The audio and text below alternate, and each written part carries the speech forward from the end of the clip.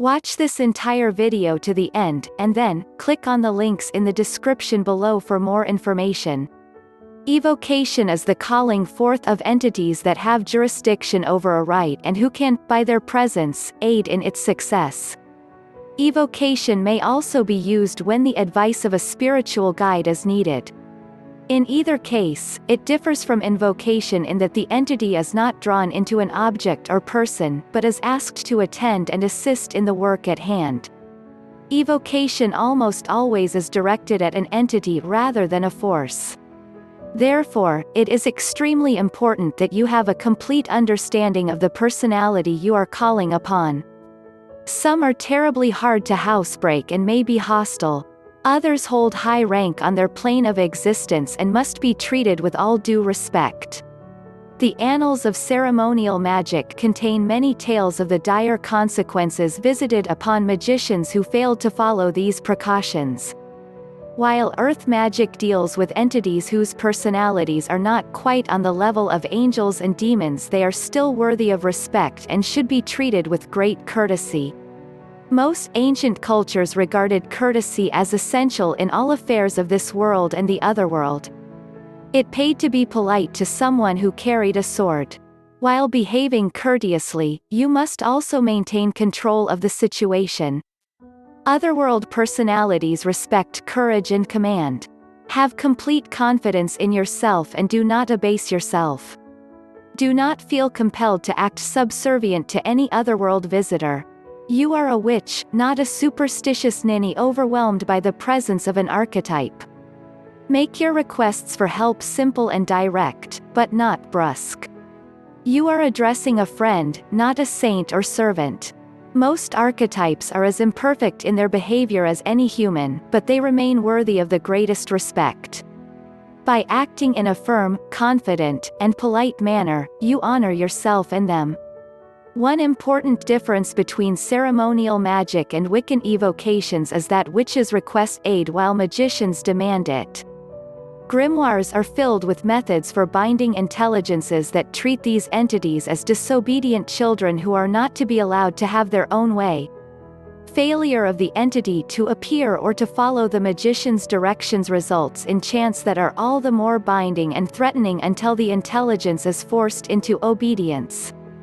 This is not the Wiccan way. Seek help, and be clear about your needs, but be prepared to sometimes be told no. Your magic should never stand against the greater will of the all and the plans of the gods. Do not be disappointed if you are refused. Remain polite, do not whine, and accept that your goal may not be possible at the present time. Consult your spirit guide and use any tool for divination and inner reflection that you feel comfortable with to learn why your request has been refused, then let it go.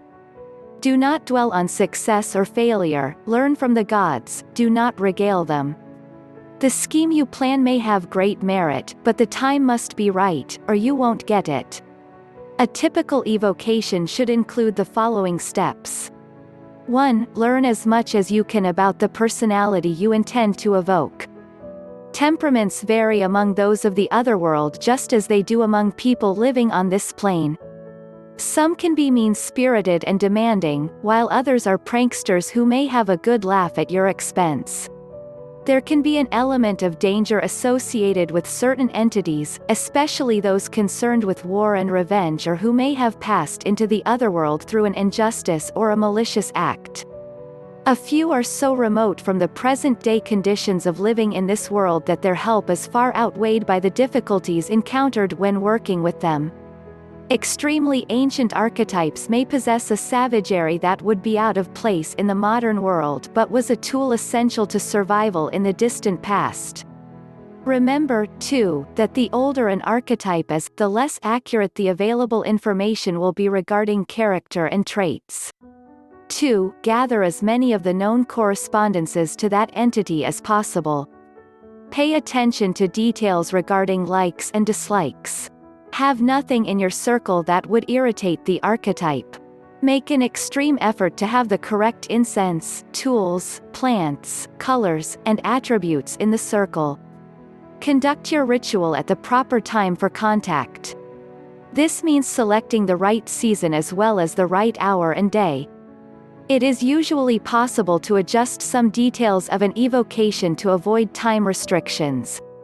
An archetype associated with winter may be called upon during the symbolic winter of night, for example, but try to keep such adjustments to a minimum. Evocation is one of the few rites where all the elements may not appeal to you. The ancient ones have strange tastes by today's standards. If you find some necessary portion of the rite to be absolutely abhorrent, you are probably trying to reach the wrong entity.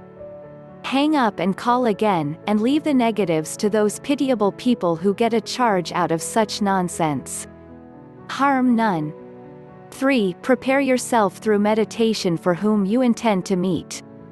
Consult your spirit guides for advice and follow it exactly. Purify yourself in whatever manner seems appropriate to the intended work, taking care not to have about you anything that the Ancient One might find offensive.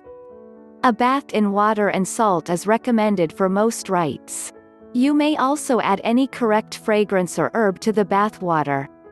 4. Begin the ritual immediately after you have purified yourself and have attuned your mind to the work. Evocation cannot be made to fit your social schedule. It requires dedication and complete attention. Your mind must be a blank slate on which the archetype may write. Take no prejudices into the circle. Know that you have made your best effort to meet the requirements of the work and proceed.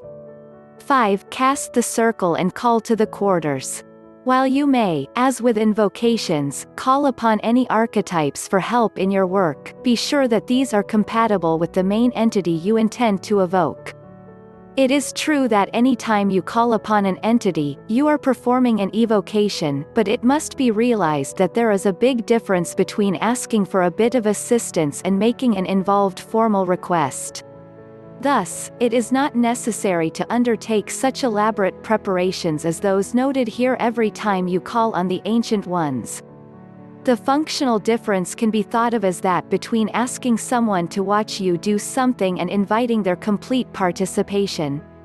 By adhering to the rules for evoking a certain entity, you are preparing a comfortable work setting for both yourself and the Ancient One.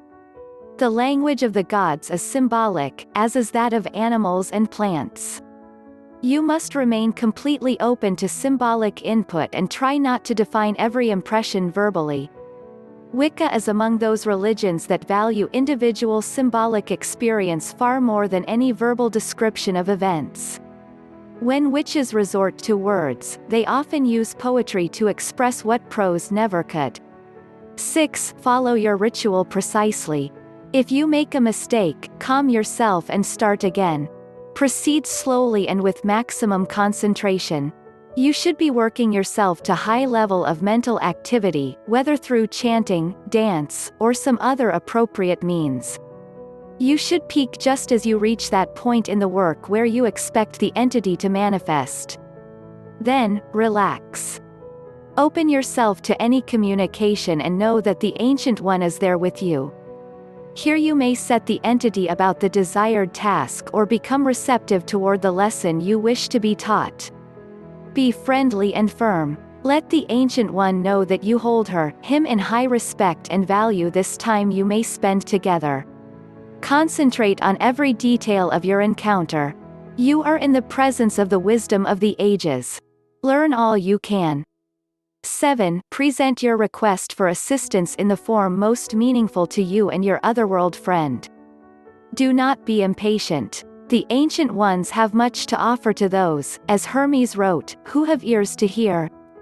Treat this encounter as you would a visit from a long-lost friend. Ask questions, pay attention to the answers, and be ready to answer a few yourself. The residents of the otherworld are not omniscient and are often curious about the current goings-on in the mundane world. 8. It is very common for the Ancient Ones to present gifts to the seeker that can help you to achieve your goal. These may prove to be highly symbolic, stirring in you the mental machinery necessary to accomplish your task. Some of these gifts have been known to manifest on this plane, so it is important that you remember what you have been given and keep your eyes open for its equivalent in your world. Over time, you will accumulate many of these gifts, so categorize them in your book of shadows. Do not be like the man who owns 1,000 tools but has no idea where to find a screwdriver when he needs one. Should the entity you have contacted take a particular liking to you, you may be provided with a way of establishing contact that circumvents elaborate ritual. This, too, should be recorded in your book, but be sure to keep it to yourself as you would the unlisted phone number of a trusting friend. Keep in mind that you may be called upon by the entity as well. Do not be surprised to hear your psychic phone ringing in the middle of some other ritual or when you are being mentally quiet. 9. So mote it be can be used to end your contact with the Ancient One, or you may choose to write your own dismissal. It is customary to close contact with words or gestures thanking the entity for favors granted in advance and for coming to your aid. Be grateful, but remain in control. The Ancient Ones do not expect subservience. Your heartfelt thanks is enough. 10. Close the circle, being sure to dismiss all entities you have called. Rest and food will help ground you, after which you should document the entire experience for future reference. Be sure to include your personal impressions of the encounter. Do not feel obligated to respond positively to every ritual operation you conduct. It is far more important that you honestly record your likes and dislikes about any rite and its results. The magic you perform and the otherworld journeys you make must appeal to you on many levels of consciousness to be effective. Do not feel that you must continually maintain contact with an entity that you do not find appealing, or that you must perform a ritual that does not stir your spirit. There are always other entities and different rites available to reach the same goal. Magic is work, but it is not a chore to be endured, and the celebrations within Wicca are invariably designed for maximum joy. Find the best path for you. Get more information on witchcraft, spells, and magic by clicking on the resource links below in the description. Make sure that you like and share this video. Click the subscribe button to subscribe to this channel. Visit us at witchcraftmagic.com and sign up for weekly freebies. Thanks for watching.